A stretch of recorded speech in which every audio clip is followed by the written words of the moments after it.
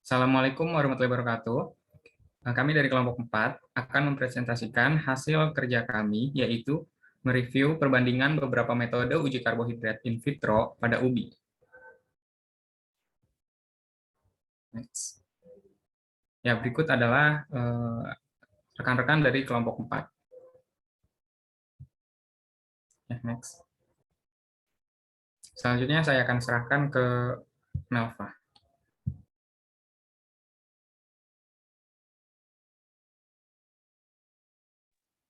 Iya, pendahuluan. Karbohidrat itu senyawa organik yang ada di alam dan jumlahnya itu sangat banyak dan bervariasi dibandingkan dengan senyawa organik lainnya. Uh, Senyawa karbohidrat juga tersusun atas karbon, hidrogen, dan oksigen. Terus dia itu juga tersebar di dalam jaringan tanaman dan hewan. Baik sebagai senyawa penyusun, struktur seperti selulosa, kitin, silan, manan, atau sebagai cadangan makanan seperti pati. Sumber karbohidrat di alam itu ada serealia, contohnya seperti gandum, jagung, beras, dan sorghum. Biji-bijian pada kacang hijau, kacang kedelai, kacang merah, umbi-umbian seperti ubi jalar, ketela dan kentang, buah-buahan seperti buah pisang, dan sayur-sayuran. Next.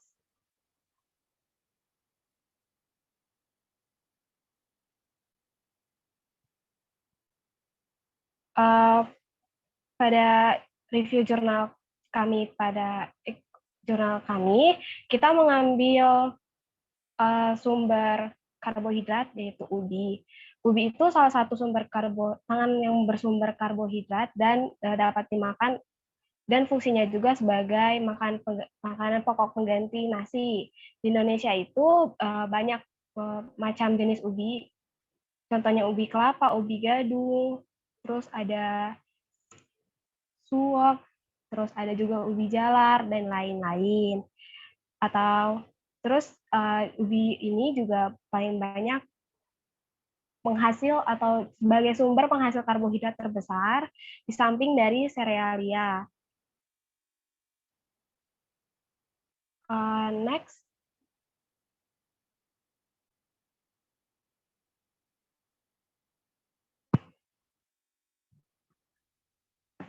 Pengujian dari karbohidrat sendiri itu dapat dilakukan dengan berbagai metode.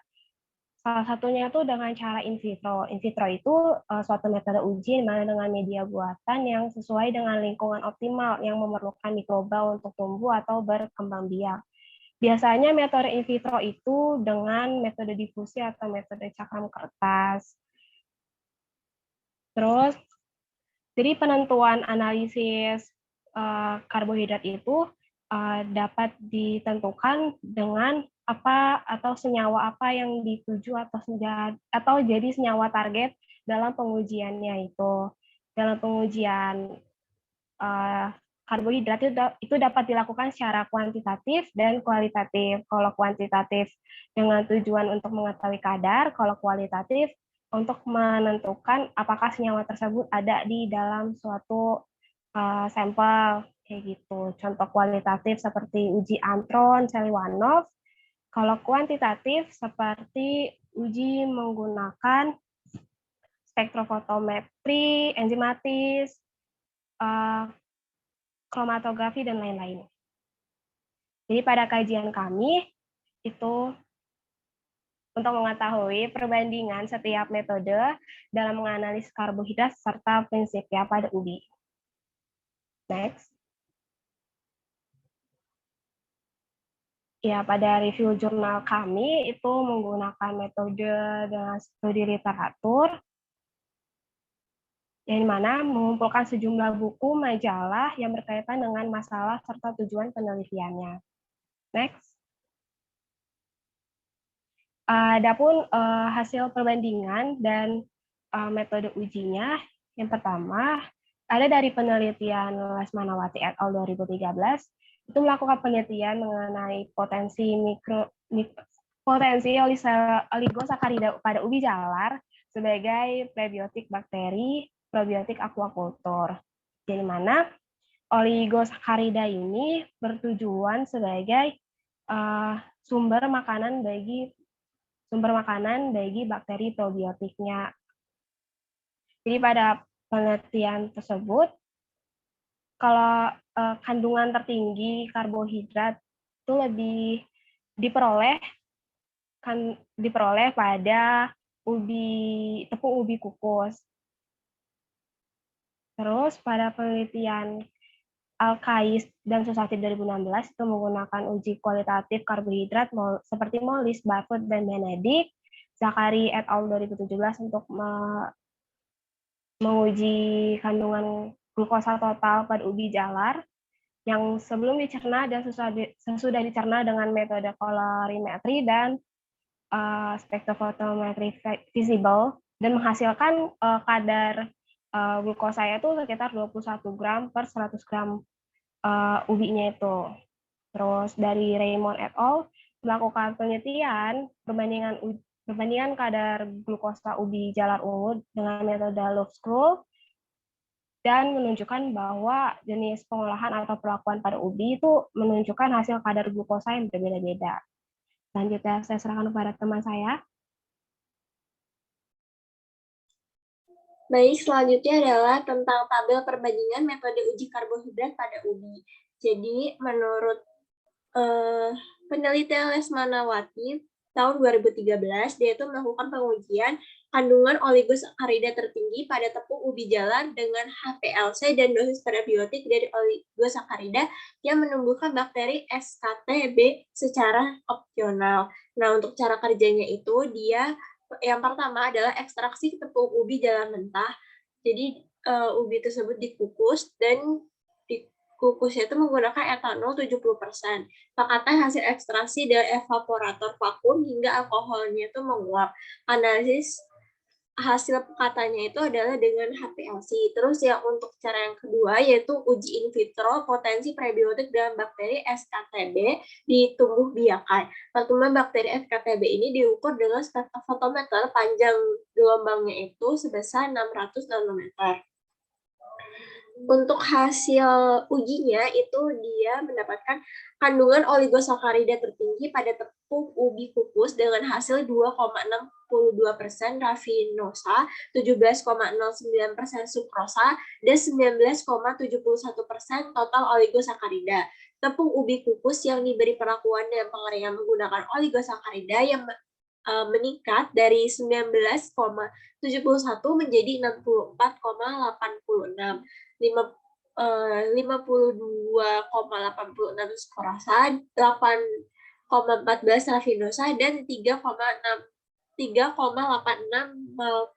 maltoheptosa. Kombinasi prebiotik dan probiotik yang optimal pada penambahan 3% prebiotik dan bakteri SKTB berkonsentrasi 1010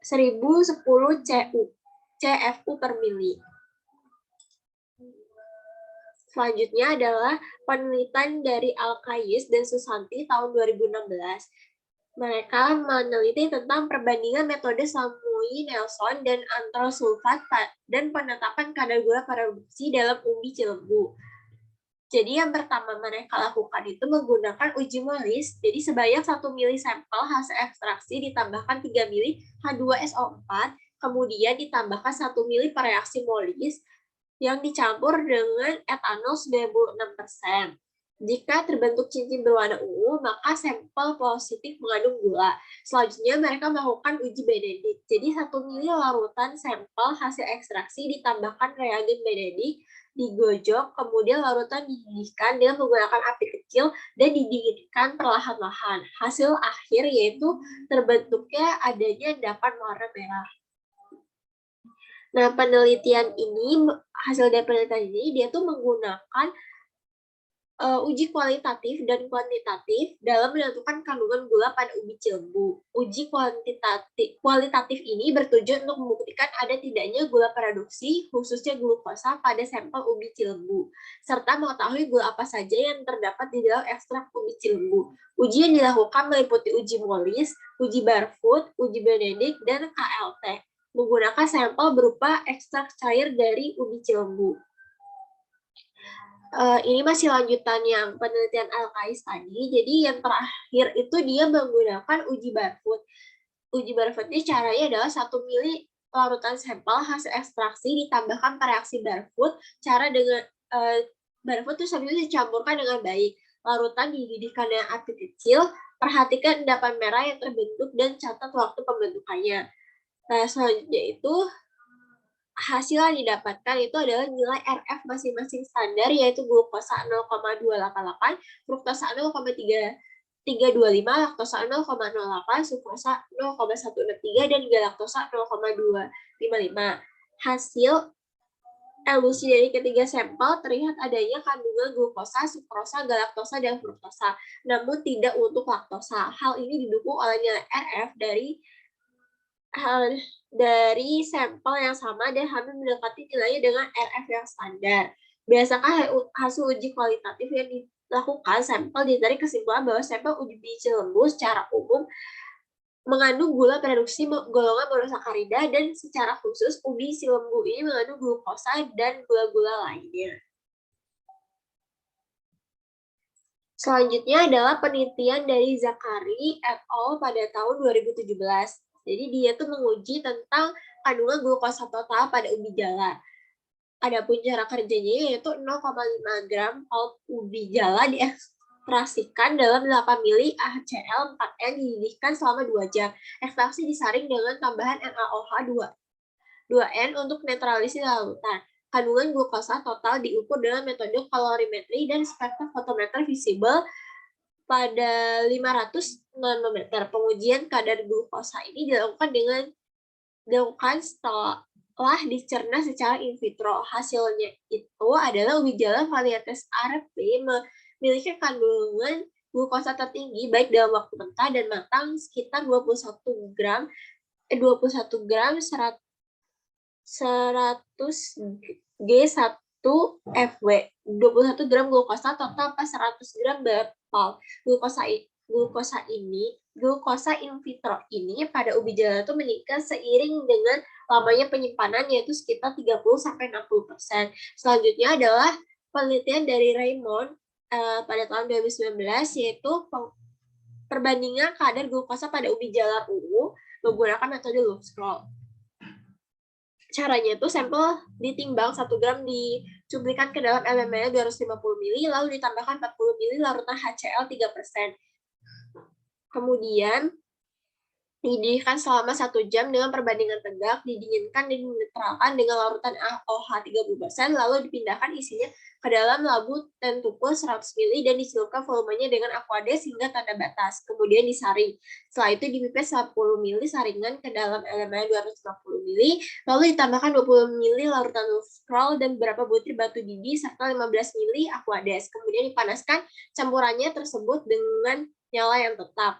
Usahakan agar larutan dapat mendidih dalam waktu 3 menit. Didihkan selama 10 menit dan selanjutnya cepat didinginkan dengan air mengalir. Ditambahkan 15 ml larutan KI 30% dan 25 ml larutan H2SO4 25%, dan hati-hati lalu dititrasi dalam larutan Na2S2O3 0,1N sampai kuning muda. Warnanya itu kuning muda. Lalu ditambahkan 2 ml indikator aluminium 1%, kemudian dititrasi kembali dengan natrium tiosulfat sampai terjadi perubahan warna pada larutan. Adapun hasil yang didapat pada penelitian Raymond 2019 ini adalah pada penelitian ini dibandingkan sampel ubi jala ungu yang sudah dilakukan perlakuan berupa proses pemasakan secara direbus, dikukus, dan juga digoreng. Untuk mengetahui masing-masing kadar glukosa pada masing-masing perlakuan itu, perbandingan kadar glukosa pada ubi jala ungu menggunakan metode loop scroll didapatkan hasil yaitu sampel ubi jala ungu yang direbus memperoleh kadar glukosa rata-rata sebesar 3,30%. Pada sampel ubi jala kukus diperoleh kadar glukosa rata-rata sebesar 4,92%. Pada sampel ubi jala ungu bakar diperoleh rata-rata glukosa sebesar 7,72%.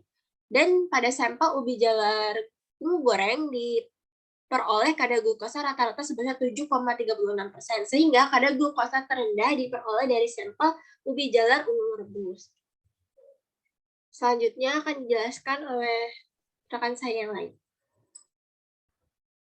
Ya, selain dilakukan dengan uji kualitatif dan kuantitatif kimiawi yang telah dijelaskan oleh rekan-rekan saya sebelumnya, uji karbohidrat juga dapat dilakukan dengan cara enzimatis, seperti yang dilakukan oleh Risno Yatingsi pada 2011, yaitu dia melakukan uji hidrolisis pati ubi jalar kuning menjadi glukosa secara enzimatis dengan bantuan enzim alfa amilase yang diisolasi dari Bacillus subtilis dan glukoamilase dari Aspergillus niger. Proses hidrolisis enzim melibatkan proses likuifikasi, sakarifikasi, dan netralisasi. Pati yang dilarutkan diatur hingga pH 5,5 dengan NaOH 1%. Larutan dipanaskan hingga suhu 85 derajat Celcius dan ditambahkan 0,1 gram enzim alfa amilase. Setelah proses likuifikasi, hasil didinginkan dan atur hingga pH 4,5 dengan HCl. Tambahkan enzim glukoamilase dan panaskan, kemudian dinetralkan dengan basa, dan hasilnya adalah pemberian enzim glukoamilase yang tinggi juga menghasilkan kadar glukosa yang besar. Kerja dari enzim glukoamilase adalah rantai cabang yang tidak terputus dengan enzim alfa amilase dapat terputus sehingga terbentuknya glukosa. Penambahan enzim sebanyak 0,07 mili dan hidrolisis selama 5 hari menghasilkan kadar glukosa 5,65% pada pati ubi. Next. Kemudian pada bahan pangan lain, analisis kandungan karbohidrat lainnya dapat dilakukan dengan metode fenol sulfur secara in vitro. Nur Cahyani et al. 2019 meneliti kandungan karbohidrat terlarut total pada planlet buncis dengan metode fenol sulfur. Pengujian kadar karbohidrat tersebut menggunakan kultur buncis. Cara kerja uji ini yaitu 0,1 gram planlet buncis dihaluskan dan ditambahkan 10 mili aquades. Selanjutnya, saring dengan kertas saring Wattmann nomor 1 dan masukkan ke tabung reaksi. Filtrat tersebut diambil 1 mili dan ditambahkan 1 mili H2SO4 serta 2 mili fenol. Baca absorbansinya pada panjang gelombang 490 nanometer. Uji karbohidrat terlarut total pada penelitian ini bertujuan sebagai parameter ketahanan tanaman dalam kondisi kekeringan dan planlet buncis yang ditemukan pada media tanam dengan penambahan inokulasi Rhizoctonia solani tidak memberikan peningkatan kadar karbohidrat. Hal ini berarti karbohidrat planlet belum terproduksi secara maksimal. Ya, berikut ini adalah prinsip kerja dari tiap uji yang dilakukan. Yang pertama itu adalah metode HPLC, di mana metode ini menguji kandungan oligosakarida, kemudian metode spektrofotometri, yaitu menguji kandungan glukosa dengan bantuan cahaya. Selanjutnya metode Louvre didasarkan pada reaksi antara monosakarida dengan larutan Kapper. Setelah itu uji glukosa dengan didasari prinsip dehidrasi karbohidrat dengan asam sulfat pekat.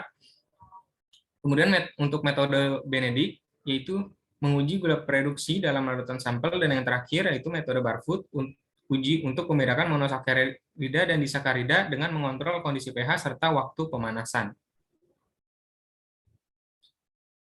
Ya, kesimpulan yang dapat diambil dari jurnal review ini adalah uji kandungan karbohidrat pada ubi dapat dilakukan dengan metode analisis karbohidrat kualitatif dan kuantitatif, yaitu MOLIS, HPLC, spektrofotometer, kolorimetri, Glucose, dan lainnya. Setiap metode analisis memiliki perbedaan dalam cara kerjanya dan prinsipnya, serta penggunaan uji kandungan karbohidrat juga berdasarkan target atau komponen yang dituju. Uji kandungan oligosakarida menggunakan metode HPLC, uji kandungan glukosa dengan bantuan cahaya dan tingkat kesalahan yang rendah menggunakan metode spektrofotometri, uji kandungan glukosa dengan yang didasarkan pada reaksi monosakarida dengan larutan Kapper menggunakan metode Louvre, kandungan glukosa metode MOLIS didasari prinsip dehidrasi karbohidrat dengan asam sulfat pekat.